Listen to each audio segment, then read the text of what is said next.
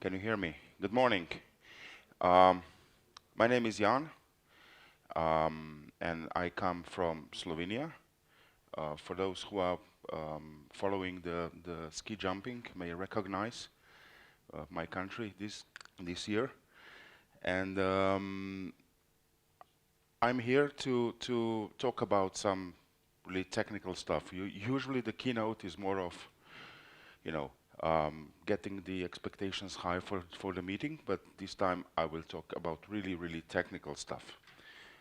So you will get mix of two for the price of one, two presentations in one. I hope you will bear with me for 45 minutes. Okay. Quick history. I'm a founder of Slovenian Go6 Institute. I worked in internet operations for 20 plus years. I'm coming from very operational part of the world, not academic part of the world. I built, architected, and run parts of the internet for my basically entire life. I have 18 years of IPv6 experience, and I'm an active and contributing member of RIPE and IETF communities. Especially, I'm a primary co-author of RIPE 501, RIPE 554, and RIPE 631 that you will hear today about. And I'm also the co-author of one RFC, together with Randy Bush, Nokia, Juniper, and other people, about A+P that now Cisco is working on further with the MAP protocol. And I joined the Internet Society in December 2012. And they gave me this cap because Kuba told me yesterday that if I would use my ski jumping cap, this is my last keynote. So I'm rather using this one. Okay. First of all, a bit of warning. It's a walls of text. I perfectly understand that walls of text are not very favorable way of doing presentations. And despite long contemplations that I had with a very lot of yerba mate tea, I did not find other way how to convey to you the message. Because in the first part, I'm talking about a document. So that means that there will be a lot of text on the slides. I apologize for any inconvenience, but please bear with me till the end of my presentation. Okay. So we need to put also some misconceptions away.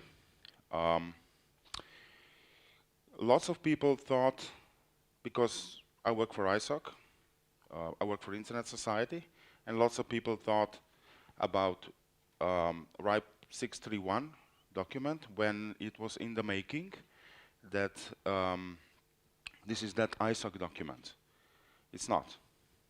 This document is a product of a group of brilliant experts from all around the world, people who actually deployed IPv6, people who actually trained their help desk to deal with it. So it's not an ISOC document, it's a community document, and it is meant for you, all of you. Use it. It's helpful. Many operators around the world are now deploying this document at their help desk, and many people around the world is now using it. And I'm happy about it. Okay, so I've been here at PLNOC many times already, and in one of my previous talks, I spoke about RIPE 554. That was the first removal of IPv6 speed bumps. RIPE 554. Who here in the audience knows about and uses RIPE 554 document? Oh dear. Okay. So very briefly, RIPE 554 document is a document that it's made for procurement people. When you are buying equipment, when your procurement people is putting up tenders, then somehow you need to require IPv6 capabilities, right? And RIPE 554 is all about how you require IPv6. What are the RFCs and what are the requirements for ICT equipment when you are buying IPv6? Use it. Find it on the Google when you're buying equipment. Lots of people is using this document. It was translated to, I think, 17 languages now, and majority of big vendors are implementing it. Okay, so when we removed this speed bump, because people asked us, the next speed bump is lack of IPv6 knowledge at IPv6 help desks. I travel a lot around the world, and when I was talking to operators, people said, yeah, I know, IPv6, we implemented it, it's easy, it's nice, but we implemented it in our network, we implemented it at every service, but now we are not enabling it for everybody by default, because we think that our help desk will just burn down in flames, because our help desk knows nothing about IPv6. I said, okay, so let's put together a good group of people that are early implementers that actually dealt with their help desk, and see if we can put together a document that would remove this burden from people. And we all know about help desks, right? They can be difficult sometimes, especially if they get asked a question that they don't know about anything. So if you ask a help desk a question about IPv6, and if they don't know anything about IPv6, oh my God, you will get back, just reboot your computer or something like this. So that is not nice. That is not nice, actually. So we need to get some knowledge into our help desks. And remember, help desk is our first front line with our customers. So we need to do something. Okay. So we detected this question, and we said, okay, so what are the tools that we need to use, right? Fact number one. We need to build a short and simple set of detect, explain, action scenarios that would help people at help desks identify and fix the issue. Fair enough. We also need a simple online tool that we would direct our users to actually detect the state of the protocol on the other side. Fact number three is that test-ipv6.com is a very useful tool that exists. And so I had a long chat with Jason Fessler from Yahoo. He is actually the developer and founder of test-ipv6.com. He doesn't drink beer. Usually I talk to people over beer, but I found his weak spot. He drinks rum and Coke, so I found his weak spot, and we had a long discussion about how to modify his tool, his test-ipv6.com, to fit the needs of the help desk, so the help desk can direct the user to this modified version, and there would be information there that is actually readable over the phone back to the help desk. So this tool emerged, and it's online and it's free to use. Please, if you are deploying IPv6, I know you are. Otherwise, I would not be here speaking about this. It's isp.testipv6.com. What this gives you back is a very simple page. And this is most important one, help desk code. In this one is 46T. What does this mean? We will see later. It's described in our document. So here you have some additional information, but if you are help desk and you direct your customers to this page, this is all you want to know. Okay. So in support of this online tool, we put together a group. You can see here some names and some small garage companies from US, I'm joking. You see Time Warner Cable, Comcast, Claranet, Yahoo, and so on, and Google. And this is the people that actually deployed IPv6 and trained their help desk. So it is not just Jan writing something, but it's a really good group of experts that put all their knowledge in what's inside. Okay, this is the table of content, and that's why I'm talking about walls of text, and I apologize for that. But this is table of content. So here we have, for example, number 5 is very important, IPv6 troubleshooting. So here is the algorithm that you need to follow to troubleshoot the issues. And number 6 is explanation of help desk codes. And you saw the code there, right? It's like it was 64T. And when you get that at help desk, you go to this document and you go into it and try to understand what is 64T or whichever code you get. So here you see that you have lots of codes.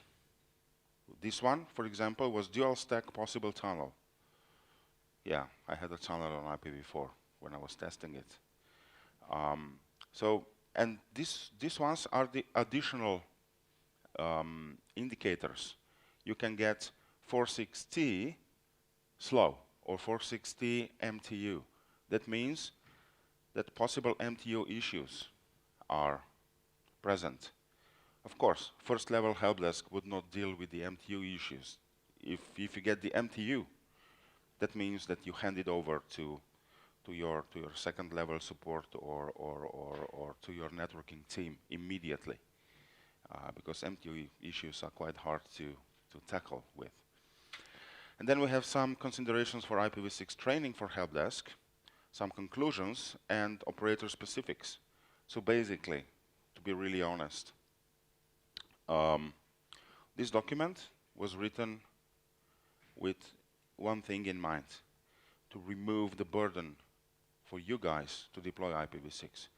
This means you can print out this document, add your specifics, hand it over to the help desk, put a check-in, and say, okay, now we can continue with our IPv6 deployment.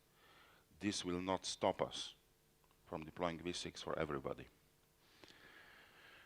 All right. Let's go to one example.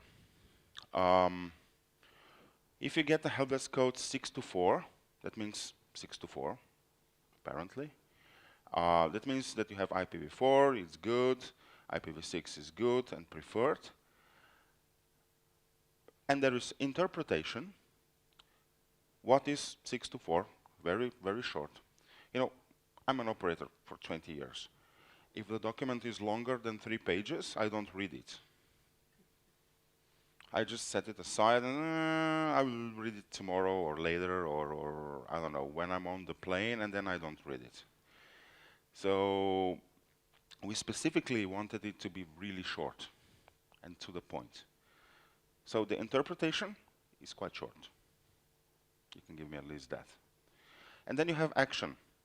Have the user disable any automatic tunneling, blah, blah, blah, blah, blah, blah, no. Actions.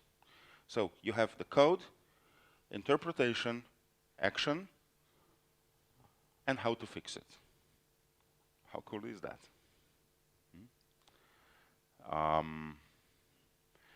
Another example, 112. there is a reason why we used 112 for this one. Because if you have IPv4 plus broken IPv6, that's the hardest one to tackle.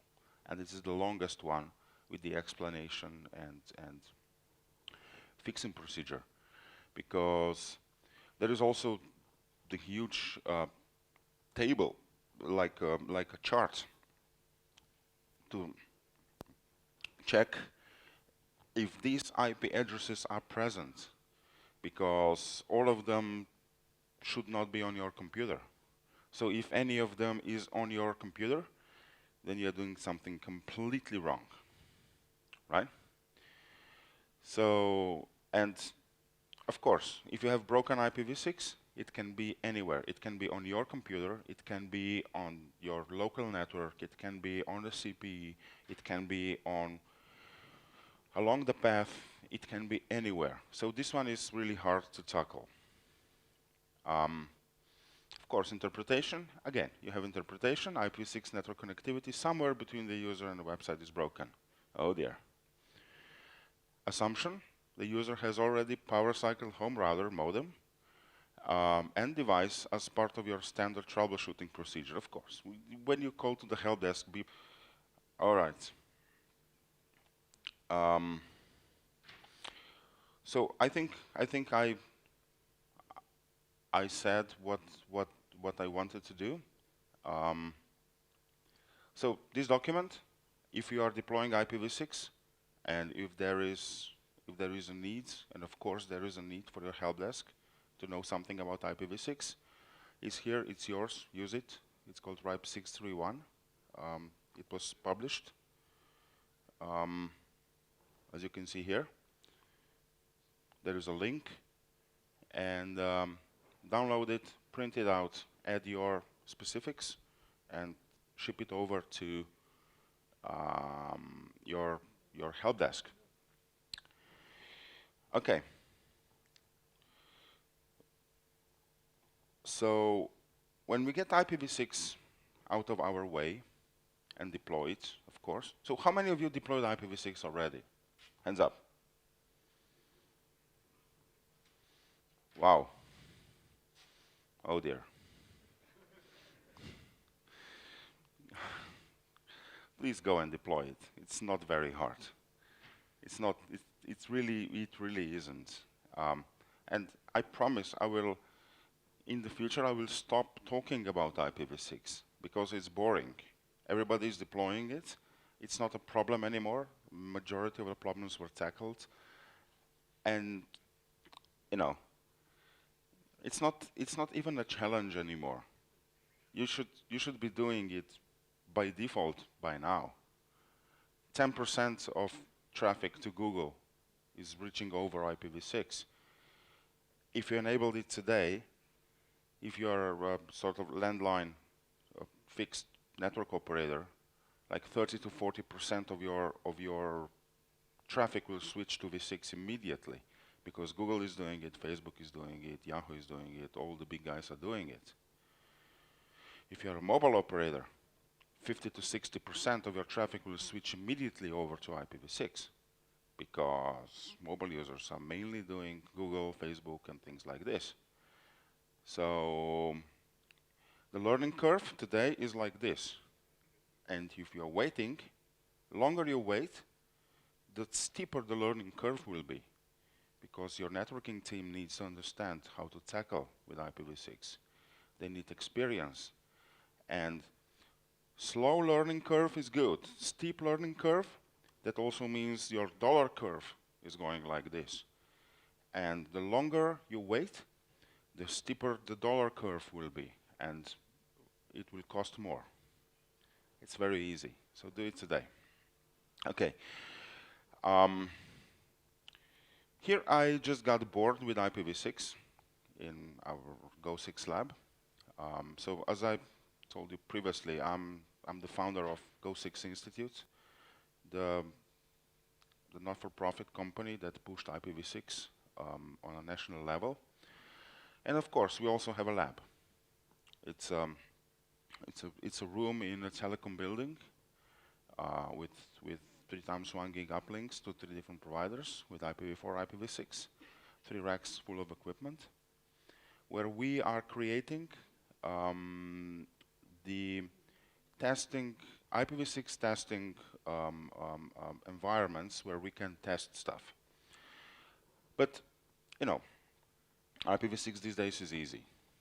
We figured out, in the last 10 years, we figured out majority of the bugs. So I got a bit bored in my lab.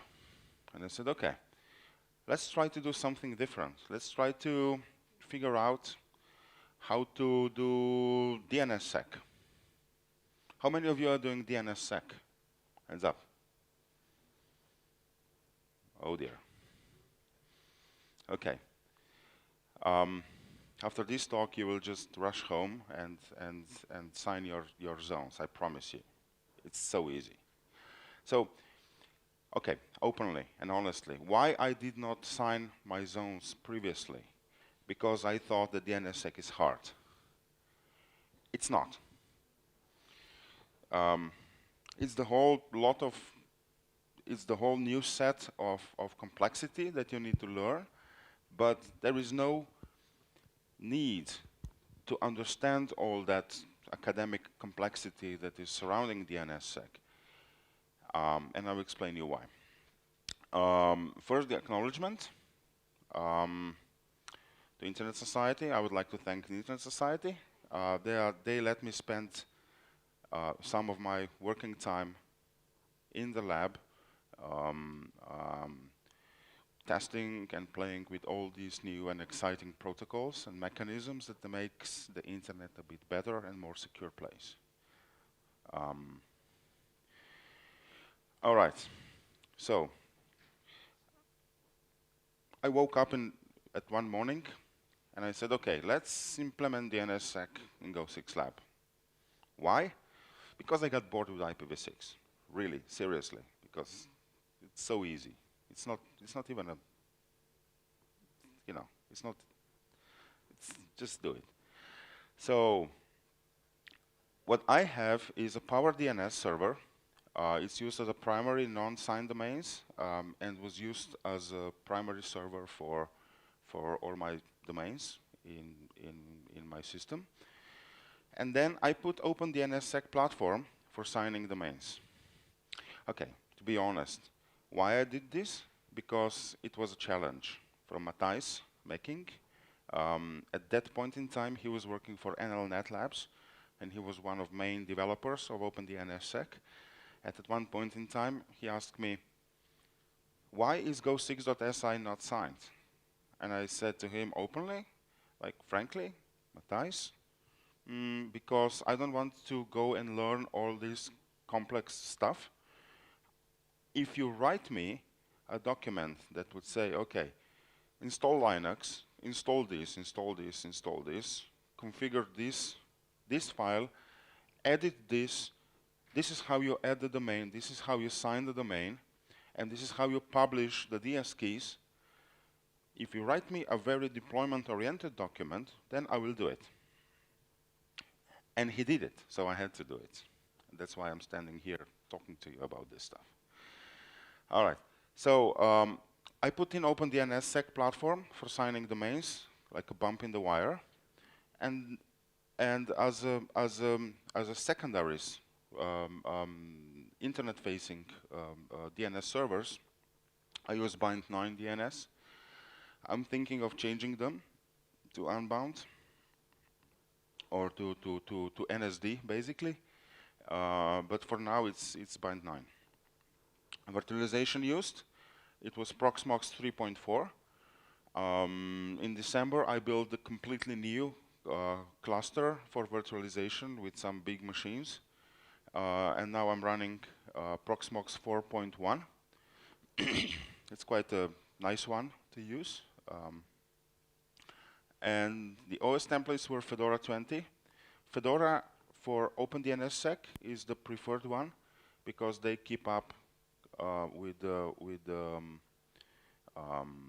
versions of OpenDNSSEC quite closely. So I used Fedora. I normally don't, but for OpenDNSSEC I'm using Fedora. Okay, so it's a bump in the wire. This is the OpenDNSSEC. This is my hidden primary that became hidden primary. You have a non-signed zone. You do a DNS transfer to OpenDNSSEC server. Here, the signing of the zones happens, and then you have the DNS transfer to public primary. So I have two of them, right? Very easy. Why I chose bump in a wire?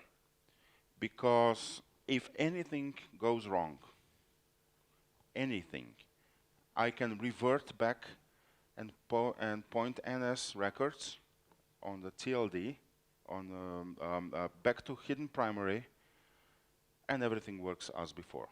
If anything goes wrong, that's why I chose the bump in a wire. Okay. This is the link to the document that Matthijs actually wrote for me, and it's now published, and it's very easy. It's like four or five pages. If you follow this document, you can have up and running DNSSEC signing platform together with, if you start up a new VM, I think 20 minutes. It's really easy, and you should probably do it. Because this is the foundation for all the further work that you want to do to secure your web, email, and things like this. Okay. So I got bored again in my lab. I was like, okay, now DNSSEC is up and running, and I'm bored again. You know, by nature, I'm a wandering child. I wonder about stuff. I'm the explorer. I like to learn new stuff. And when I get bored, it's not good. And then I said, okay, what is this DANE? And I figured out it's DNS authenticated name entities. And I thought it's quite cool because, you know, we have these big companies that are earning lots of money from charging you guys and girls to sign your key that you are using for your web server, the certificate, the SSL certificate. And this is the answer to this, because with DANE, you can publish the hash of your certificate in a DNS system and actually make everybody able to verify that you is actually you. What are the requirements? Of course, DNSSEC. If you don't have DNSSEC, you can't do DANE. It's a prerequisite, right? So that's why I'm telling you, do DNSSEC. It's easy, really easy. But everybody is testing DANE for web servers. So I said, okay, let's have a look. How can we secure the email communication with DNSSEC and DANE? So you need a postfix server with TLS support, that probably all of you are doing, right? But it needs to be higher version than 2.11. DANE came into 2.11 postfix version. How many of you are using postfix? Okay, fair amount. You're all set. You can do it. But of course, I decided to go to postfix 3.0.1. Currently, I'm running 3.1.1 latest development version. I will tell you why in a minute. Okay, how does this thing works? DANE is quite easy, actually. It is just about publishing the TLSA records for your server. How it looks like? Here you have _25, that means port, dot, _TCP, that means protocol, dot, host name. And you have the TLSA sort of record, like A or quad A or NS or MX. This one is TLSA. And then you have a selector. I will not talk about the selectors because I can talk for hours about selectors, but this is type of usage. What are you publishing, basically? And then this is the hash of my certificate. So when you connect to I don't know, to web server or to mail server, you start the SSL connection. You start the encrypted connection, right? And first thing is, from the other side, you get offered the certificate. And what you get from the other side is the hash of the certificate. And if you go and compare it in the DNS system, if both certificates, if both hashes match, then I know that you is you, that I'm talking to the right person on the other side. At Internet Society, we do lots of stuff with DANE. So if you want to know more, you can go here and learn about it. But just very briefly. So you have your mail server. You send an email, and you want to send an email to this mail server. So what you do, you establish a connection. And then if this mail server says start TLS, then you start an encrypted session. And they offer the TLS certificate. And when the TLS certificate gets offered to you, you ask your DNS server, is there a TLSA record that I would verify that this certificate coming from the other side is really valid? So your DNS server asks the DNS server of this domain, is there a TLSA? And this DNSSEC turns back, yes, there is a TLSA record for this port, this protocol, and this host. So this DNS server validates the DNSSEC. That means that the information is correct.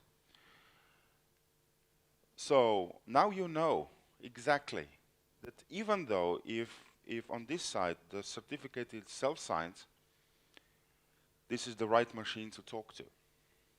Okay, it's the validation of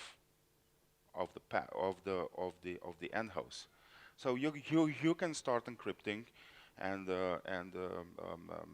our friends from NSA have quite a harder time to try to understand what are you telling the other guy on the other side. So that was briefly about DANE, how it works. It's quite easy. It's just about publishing the TLSA record. Nothing more, nothing less. Or that's what I thought.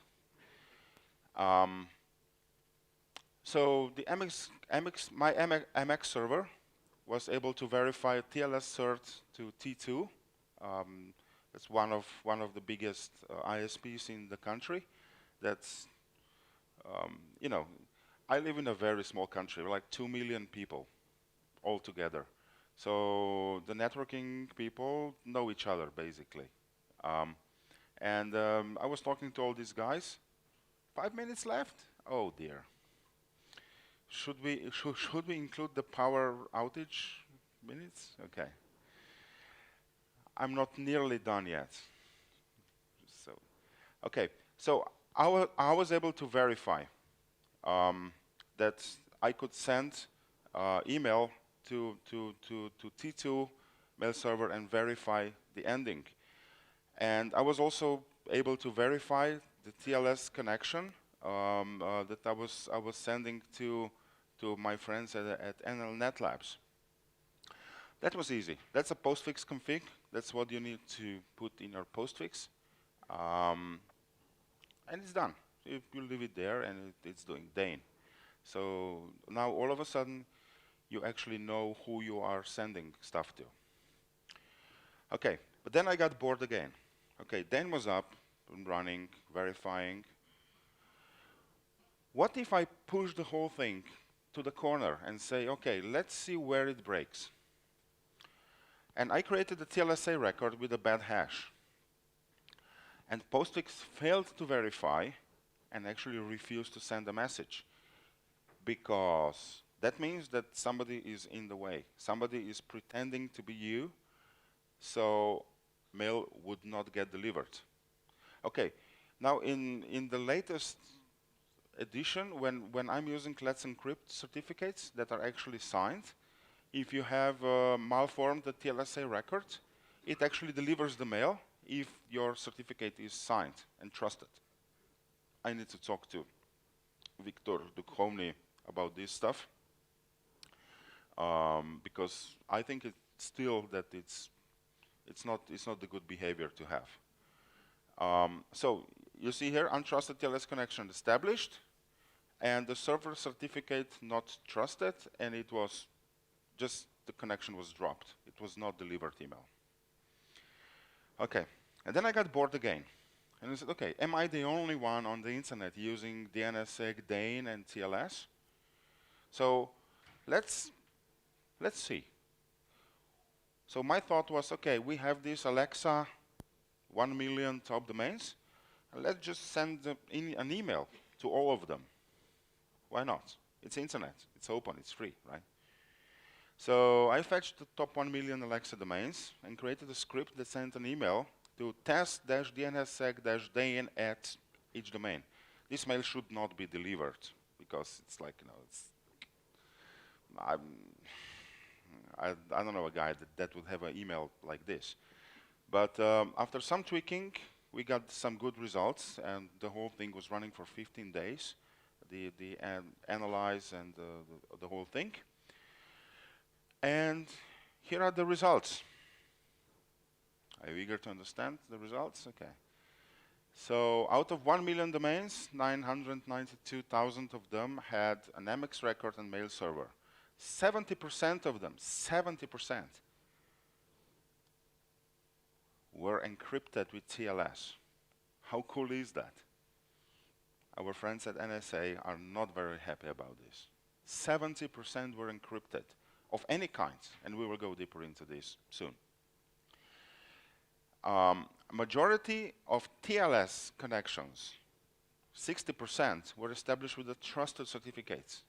That means somebody paid money to these big companies to sign the trusted certificate. And that was like, wow, what's going on here?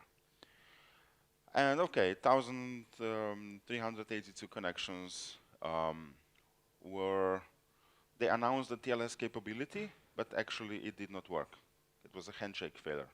So if you are using TLS, if you're offering Star TLS capability, make sure that people can use it.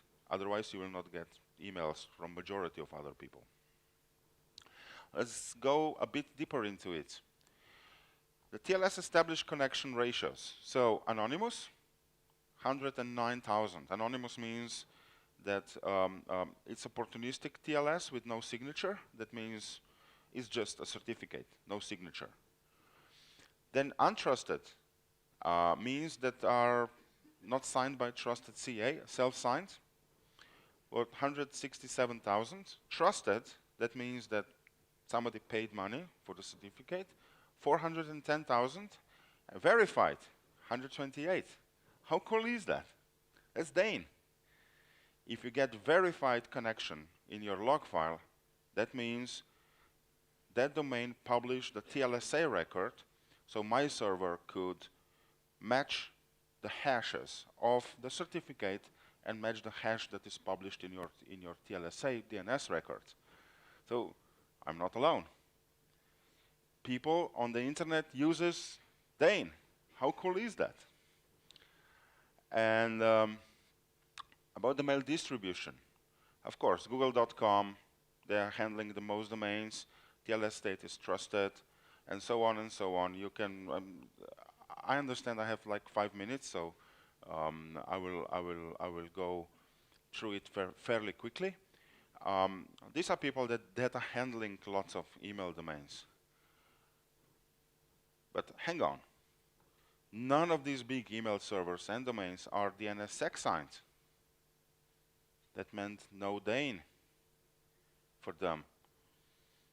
Okay, up until January 2016, until January this year, that meant this. I will tell you why in less than 5 minutes. Okay, so after this, I said, okay, I'm not the only one using DANE. And I got bored again in my lab. And I pushed it further. When do DANE things fail?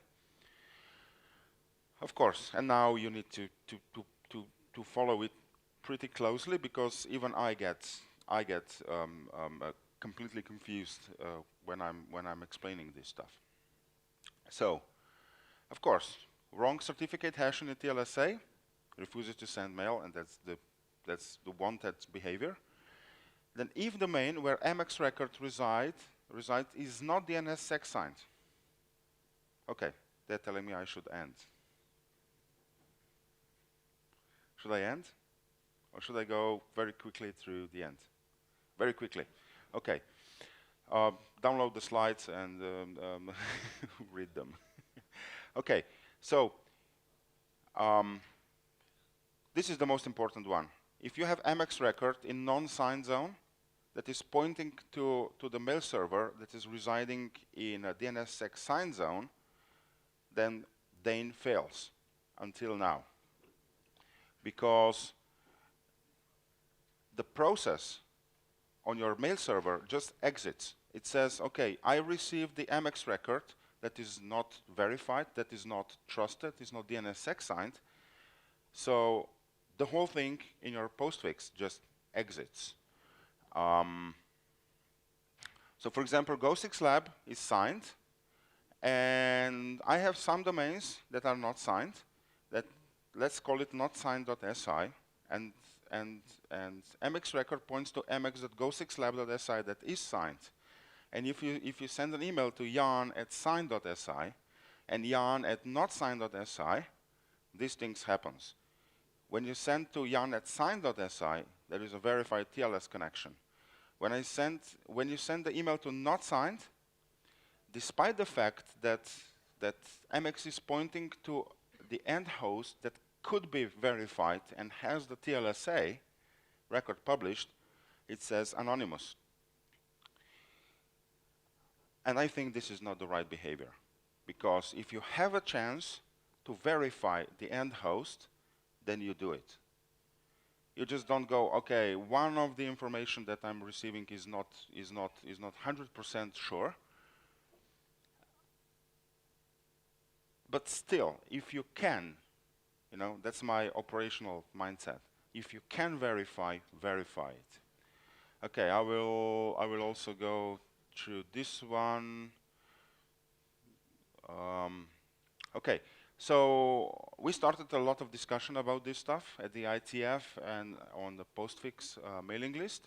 So Victor Dukhownik, who is taking care of the DANE in a postfix, sent me an email and said, okay, if you're running postfix 3.1.blah this from January, that's a bleeding edge postfix.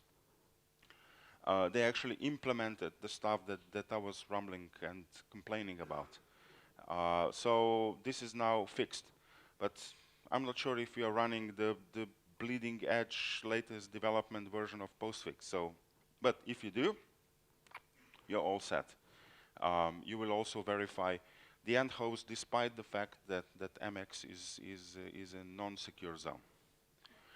Conclusions. You see, now I'm getting to conclusions. 70% of email can be encrypted, and NSA is not happy. You just need to enable TLS on your server.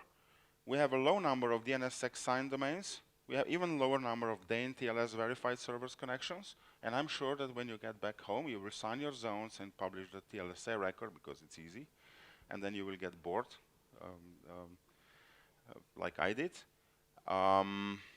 And We pushed that the DANE verification failed if the DNSSEC chain of trust is not completely established, and TLSA in non-signed DNS zones would not help you until now if you're running the bleeding edge postfix implementation. And again, DNSSEC DANE is easy, but please understand what are you doing before implementing it in production. You need to really understand what you're doing. Otherwise, don't do it. Do it in a lab, and when you understand what's going on, put it in on your production servers. Okay. Including the power outage, I think I did it great. Do we have time for questions? Probably not.